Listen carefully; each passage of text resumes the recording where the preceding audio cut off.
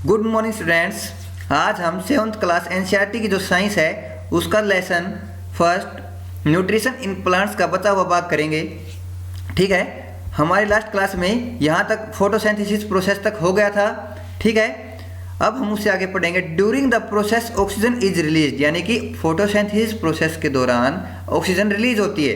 ठीक है, तो एक बार हम पीछे वाला थोड़ा सा पढ़ लेते हैं कि जो प्रोसेस थी फोटोसिंथेसिस उसको वो कैसी हुई थी। ठीक है, जो कार्बन डाइऑक्साइड प्लस वाटर का यूज करके सनलाइट और क्लोरोफिल की उपस्थिति में पौधा कौन से प्रोडक्ट तैयार करता है?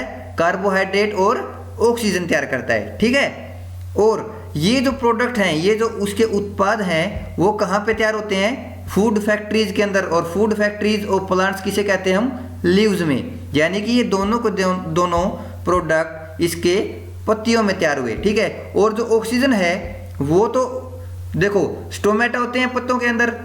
ठीक है, छिद्र बोलते हैं जिसको हम। तो उन छिद्रों के माध्यम से ऑक्सीजन तो डायरेक्ट वहां से हमारे वातावरण में विलीन हो जाती है। अब पत्तियों के अंदर जो प्रोडक्ट बच गया वो हमारा कार्बोहाइड्रेट बच गया। ठीक है, during the carbohydrates ultimately get converted into starch. अब जो ये कार्बोहाइड्रेट्स पत्तियों के अंदर बच गए थे वो किस में कन्वर्ट हो जाते हैं? स्टार्च के अंदर।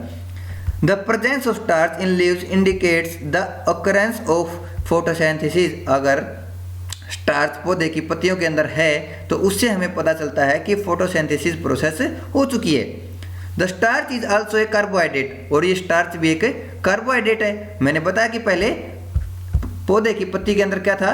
कार्बोहाइड्रेट था, वो बाद में क्या किस में कन्वर्ट हो गया था? स्टार्च में कन्वर्ट हो गया था। और उस स्टार्च को हम मतलब कार्बोहाइड्रेट भी कह सकते हैं। ठीक है, ये भी एक तरह का कार्बोहाइड्रेट ही है। ठीक है, अब हम आगे पढ़ते हैं। आगे हमारी एक्टिविटी है 1.1, take 2 potted plants of same kind, यानी कि दो हम गमले में लगे हुए पौधे ले लेते हैं जो एक तरह के हैं। Keep one in the dark for 72 hours and other in the sunlight, यानी कि एक को हम 72 घंटे के लिए किसके अंदर रख देते हैं? डार्क यानी कि अंधेरे में रख देते हैं, और दूसरे को सनलाइट में रख देते हैं। ठीक है, perform iodine test with the leaves of both the plants as you did in class 6। अब दोनों पौधों की पत्तियों पर आप आयोडीन टेस्ट परफॉर्म करोगे।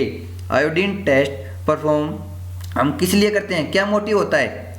जब हम पता लगाते हैं कि किस पौधे की पत्ती के अंदर स्टार्च उपस्थित है या नहीं, ठीक है, उसको पता लगाने के लिए हम आयोडीन टेस्ट करते हैं। ठीक है, अब हम आयोडीन टेस्ट करेंगे तो जो पौधा धूप में रखा हुआ था उसकी पत्तियों के अंदर तो हमें स्टार्च मिलेगा, लेकिन जो पौधा अंधेरे में रखा हुआ था उसकी पत्तियों के अंदर हमें स्टार्च नहीं मिलेगा, क्योंकि वहां तक सनलाइट नहीं पहुंच रही थी, और सनलाइट नहीं पहुंच रही थी तो फोटोसिंथेसिस प्रोसेस हो ही नहीं सकती। ठीक है, अब हम आगे पढ़ते हैं। Now leave the pot which was earlier kept in the dark in sunlight 3-4 days, यानी कि 3-4 दिन के लिए अब वो जो पौधा पहले अंधेरे में रखा हुआ था उसको कहाँ रख दो?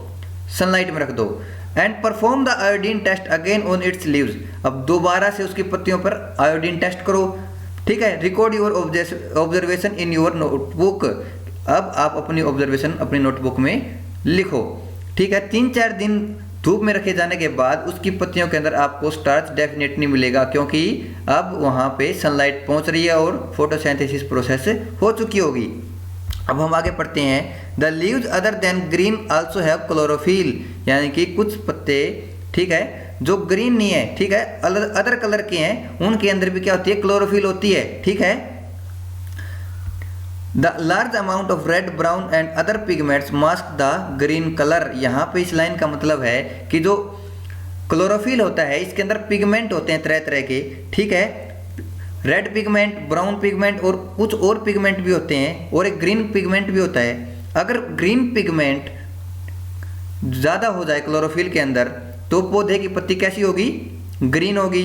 अगर रेड पिगमेंट ज़्यादा हो जाए पौधे के अंदर तो पौधे की पत्ती कैसी होगी? रेड होगी। और ब्राउन पिगमेंट अगर ज़्यादा हो जाए पौधे की पत्ती के अंदर तो कैसी होगी? पौधे की पत्ती ब्राउन होगी। ठीक है, तो आगे पढ़ते हैं। Photosynthesis take place in these leaves also, ऐसी पत्तियों में भी फोटोसिंथेसिस प्रोसेस होती है। ठीक है, आगे पढ़ते हैं। You often see slimy green patches in ponds और in other stagnant water bodies, यानी कि आपने तालाब में या फिर वैसे ही कहीं पर पानी खड़ा है, ठहरा हुआ है, ठीक है, वहाँ पे आपने ग्रीन पैचेज यानी कि हरे धब्बे देखे होंगे तालाब के अंदर, ठीक है। These are generally formed by growth of organisms called algae, यानी कि ये जो पैचेज हैं, धब्बे हैं, ये किसके इकट्ठे होने से, किसकी ग्रोथ से, वृद्धि से बनते हैं, एल्गी के, ठीक है, जिसको हम स्थानीय भाषा में क्या बोलते हैं, काई बोलते हैं, ठीक है। Can you guess why algae are green in colour, क्या आप बता सकते हैं कि एल्गी है वो रंग में हरी क्यों है। They contain chlorophyll which gives them green colour, कि इनके अंदर भी क्या होता है, क्लोरोफिल होता है, एल्गी, ठीक है, यानी कि काई के अंदर भी क्या होता है, क्लोरोफिल होता है। Algae can also prepare their own food by photosynthesis, अब देखो क्लोरोफिल एल्गी के अंदर है और सनलाइट उसको प्राप्त हो रही है, और फोटोसिंथेसिस प्रोसेस के लिए दोनों ही चीज़ें चाहिए होती हैं। तो जो एल्गी है वो भी अपना भोजन फोटोसिंथेसिस प्रोसेस के द्वारा खुद ही बनाती है, ठीक है, समझ में आ गया होगा। अब नेक्स्ट जो टॉपिक हमारा synthesis of food, plant food other than carbohydrates, आगे पढ़ते हैं। You have just learn that plants synthesise carbohydrates through the process of photosynthesis, यानी कि फोटोसिंथेसिस प्रोसेस के दौरान जो पौधे हैं वो क्या बनाते हैं, कार्बोहाइड्रेट्स बनाते हैं, ठीक है। कौन से प्रोडक्ट बनते हैं, कार्बोहाइड्रेट्स और ऑक्सीजन, ठीक है। आगे पढ़ते हैं। The carbohydrates are made of carbon, hydrogen and oxygen, यानी कि जो कार्बोहाइड्रेट्स हैं, ठीक है, जो फाइनल प्रोडक्ट तैयार होता है पौधे की पत्तियों के अंदर, वो किससे बना होता है, कार्बन से, हाइड्रोजन से और ऑक्सीजन से। These are use to synthesise other component of food, यानी कि ये जो हैं कार्बन, हाइड्रोजन और ऑक्सीजन, इनसे ही क्या बनते हैं, भोजन के जो कंपोनेंट्स हैं। कौन से कंपोनेंट्स, जैसे कि फैट हो गया, ठीक है, ये कंपोनेंट है, ठीक है, और कार्बोहाइड्रेट तो इसके अंदर है ही। लेकिन आगे देखो, but proteins are nitrogenous substance which contain nitrogen, लेकिन जो कंपोनेंट है फूड का, भोजन का एक कंपोनेंट प्रोटीन भी तो होता है ना, प्रोटीन फोटोसिंथेसिस प्रोसेस से नहीं तैयार हो सकता, ठीक है। But proteins are nitrogenous substances, लेकिन जो प्रोटीन हो तो नाइट्रोजीनियस सब्सटेंसेज हैं, ठीक है, जिनके अंदर क्या होगा, नाइट्रोजन होगा। From where do the plants obtain nitrogen, अब पौधों को नाइट्रोजन कहाँ से मिलेगी। Recall that nitrogen is present in evidence in gaseous form in the air, कि आप ये चीज़ ध्यान में रखें कि हवा में नाइट्रोजन की बहुत मात्रा है, बहुत ज़्यादा मात्रा है, ठीक है, गैसियस फॉर्म में। However plants can not absorb nitrogen in this form, लेकिन फिर भी जो पौधे हैं डायरेक्ट इनको, यानी कि नाइट्रोजन को गैसियस फॉर्म में ऑब्जर्व नहीं कर सकते, अपने आप मतलब कि ग्रहण नहीं कर सकते। Soil has certain bacteria that convert gaseous nitrogen into A usable form and release it into the soil, कि मिट्टी के पास कुछ ऐसे बैक्टीरिया होते हैं जो ये गैसियस नाइट्रोजन है, हवा में जो उपस्थित नाइट्रोजन है, उसको एक काम लेने योग्य फॉर्म में, अवस्था में बदल देते हैं, ठीक है, और इसको मिट्टी के अंदर रिलीज कर देते हैं, छोड़ देते हैं, ठीक है, यानी कि हवा में जो उपस्थित नाइट्रोजन है उसको कन्वर्ट करके मिट्टी में मिला देते हैं, ठीक है।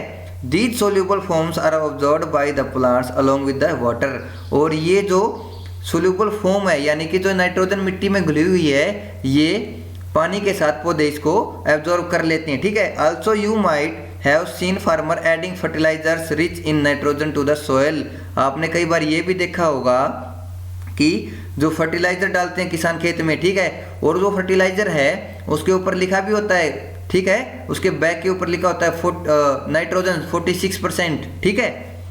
In this way the plants fulfil there requirements of nitrogen along with the other constituents, इस तरीके से पौधे अपनी नाइट्रोजन की आपूर्ति को पूरा करते हैं, ठीक है। Plants can then synthesise components of food other than carbohydrates such as protein and fats, इस तरीके से जो पौधे होते हैं वो जो भोजन के और कंपोनेंट्स होते हैं, ठीक है, तत्व होते हैं, कार्बोहाइड्रेट के अलावा, कार्बोहाइड्रेट तो बन गया था ना फोटोसिंथेसिस प्रोसेस के दौरान ही, ठीक है, तो अब जो और कंपोनेंट रह गए थे जैसे प्रोटीन और फैट, वो भी इस माध्यम से पौधे बना लेते हैं, तैयार कर लेते हैं, ठीक है। आगे पढ़ते हैं। Other modes of nutrition in plants, there are some plants which do not have chlorophyll, कि कुछ ऐसे प्लांट्स भी होते हैं जिनके अंदर क्लोरोफिल नहीं होती है। They can not synthesise their food, वो अपना भोजन खुद नहीं बना सकते। How do they survive and from where do they derive nutrition, तो वो अपने आप को सर्वाइव कैसे करते हैं और वो कहाँ से अपना भोजन यानी कि पोषण ग्रहण करते हैं। Like humans and animals such plants depend on the food produced by other plants, कि इंसानों और पशुओं की तरह ऐसे पौधे भी किसके ऊपर डिपेंड रहते हैं, दूसरे पौधों के ऊपर डिपेंड रहते हैं। They use the heterotrophic mode of nutrition, वो कौन सा तरीका अपनाते हैं, पोषण का कौन सा तरीका, हेटेरोट्रोपिक, ठीक है, हेटेरोट्रोपिक मोड। अब हम आगे पढ़ते हैं। You see yellow tubular structure twining around the stem and branches of a tree, यानी कि आपने एक पीला नलीदार स्ट्रक्चर देखा होगा जो पेड़ के तने और ब्रांचेज टहनियों के चारों तरफ लिपटा होता है। This is a plant called Cuscuta, यानी कि अमरबेल, ठीक है, स्थानीय भाषा में इसको हम अमरबेल भी कहते हैं हिंदी में, वैसे इसको हम कैस्कटा भी बोलते हैं, ठीक है। It does not have chlorophyll, इसके पास क्लोरोफिल नहीं होता। It takes readymade food from plants, ये बना बनाया भोजन प्राप्त करते किससे, पौधों से, ठीक है। देखो इस फिगर के अंदर बताया भी है, दिखा भी रखी है अमरबेल, आपने देखी भी होंगी। अब आगे पढ़ते हैं। On which it is climbing, the plant on which it climbs is called a host, यानी कि जिस पौधे के ऊपर ये चढ़ी होती हैं उसको बोलते हैं होस्ट। क्या बोलते हैं, host. Since it deprives the host of valuable nutrients, it is called a parasite, कि ये जो अमरबेल है, कैस्कटा है, ये पौधे को, जिस पौधे को ऊपर चढ़ी होती है उसको बहुत सारे पोषक तत्वों से वंचित कर देती है, खुद ग्रहण कर लेती है, पौधे को ग्रहण नहीं करने देती, इसलिए इसको क्या बोला गया है, एक पैरासाइट बोला गया, ठीक है। Are we and the other animals also parasites for the plants, ये क्वेश्चन किया गया है कि क्या पौधों के लिए हम और जो और पशु हैं वो भी पैरासाइट की तरह काम करते हैं। You should think about it and discuss with your teacher, कि आपको इसके बारे में सोचना है और अपने अध्यापक से क्या करना है, डिस्कस करना है, विचार विमर्श करना है। आगे पढ़ते हैं।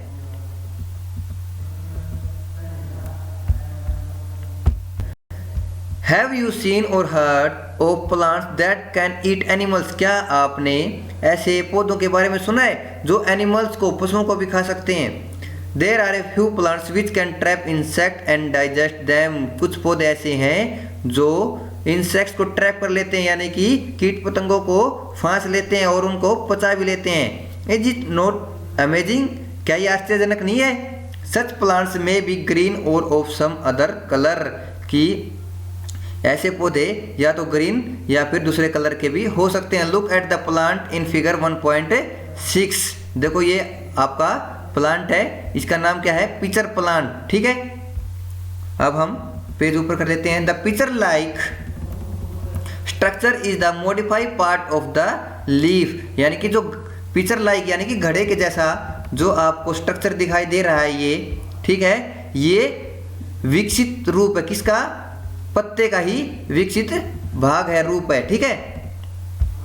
The apex of the leaf forms a lid which can open and close the mouth of the pitcher, यानी कि पत्ते का जो ऊपर का हिस्सा है वो एक तरह से ढक्कन बना लेता है, जो क्या करता है, उस पिचर को, उस घड़े जैसे स्ट्रक्चर को खोल या फिर बंद कर सकता है, यानी कि उसके मुंह को खोल या फिर बंद कर देता है, ठीक है। Inside the pitcher there are hairs which are directed downwards, कि इसके अंदर क्या है, क्या उपस्थित है, बालों की तरह एक स्ट्रक्चर होता है जो नीचे की तरफ डायरेक्टेड है, ठीक है, जिसकी डायरेक्शन नीचे की तरफ है।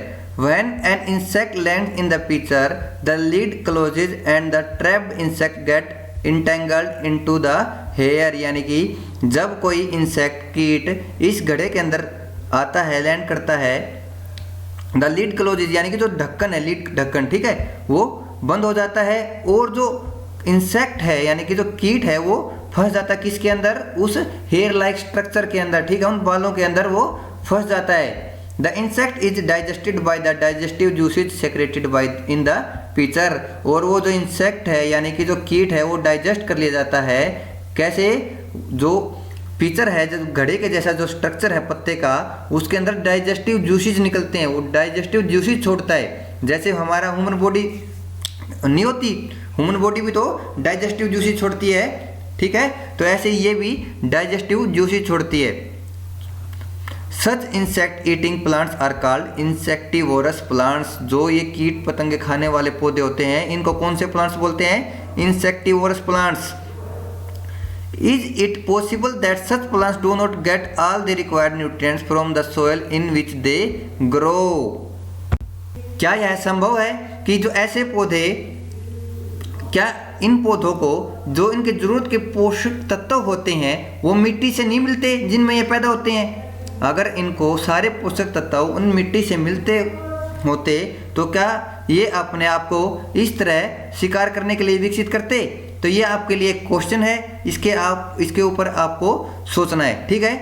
तो आज की क्लास हमारी यहीं तक, आज हम इस लेसन को यहीं छोड़ते हैं और आगे की जो नेक्स्ट क्लास होगी उसमें हम यहीं से स्टार्ट करते हैं। और आपका जो होमवर्क है वो है, इसके अंदर छोटी छोटी डेफिनेशंस आई हैं वो आपको अपनी कॉपी पे राइट डाउन करनी है, ठीक है, लिखनी है।